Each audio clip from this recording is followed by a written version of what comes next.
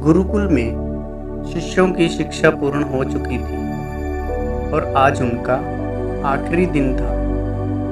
गुरुकुल की परंपरा के अनुसार गुरुजी अपने शिष्यों को आखिरी उपदेश देने की तैयारी कर रहे थे। जब सारे शिष्य गुरुकुल के मुख्य कक्ष में इकट्ठे हो गए तो गुरुजी ने अपना उपदेश देना शुरू किया।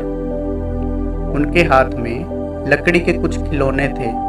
उन्होंने शिष्यों को वो खिलौने दिखाते हुए बोले, मेरे हाथ में जो ये खिलौने हैं, आपको इन तीनों में से अंतर खोजना होगा। गुरुजी की आज्ञा पाकर शिष्य बड़े ध्यान से खिलौनों को देखने लगे। वो तीनों लकड़ी के बने हुए थे। बिल्कुल एक समान दिखने वाले गुड्डे थे, जिनमें अंतर खोजना बहुत ही मुश्किल था। तभी एक शिष्य ने एक गुड्डे को परखते हुए कहा, अरे ये देखो, इसके कान में तो छेद है। यह संकेत काफी था। इतने में सारे शिष्यों ने एक एक करके उन तीनों में अंतर खोज लिया। तो उन सब ने गुरुजी से बोला कि गुरुजी, इन गुड्डों में बस यही एक अंतर है।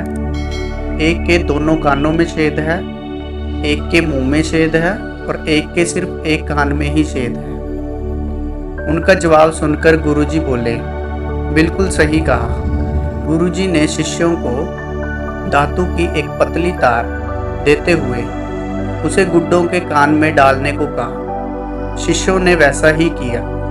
तो क्या देखते हैं, एक गुड्डे के कान से होते हुए वो तार दूसरे कान से निकल गया। एक और गुड्डे के कान से होकर वो तार मुंह से निकल गया, जबकि एक के कान में तार डालने पर वो कहीं से नहीं निकला। इस पर गुरुजी ने उन्हें समझाया कि देखो, इसी तरह तुम्हें जिंदगी में 3 तरह के लोग मिलेंगे। एक वो जिनसे अगर तुम कुछ कहते हो तो वो एक कान से सुनकर दूसरे कान से निकाल देते हैं। ऐसे लोगों के साथ कोई भी बात तुम शेयर मत करना।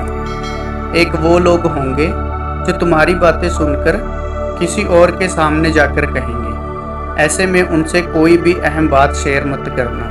और एक वो होंगे जिनसे तुम कोई भी बात कहोगे, जिन पर तुम भरोसा कर सकते हो, उसी तीसरे गुड्डे की तरह, और उनसे तुम किसी भी बात के विषय में सलाह ले सकते हो। ऐसे लोग तुम्हारी ताकत बनेंगे।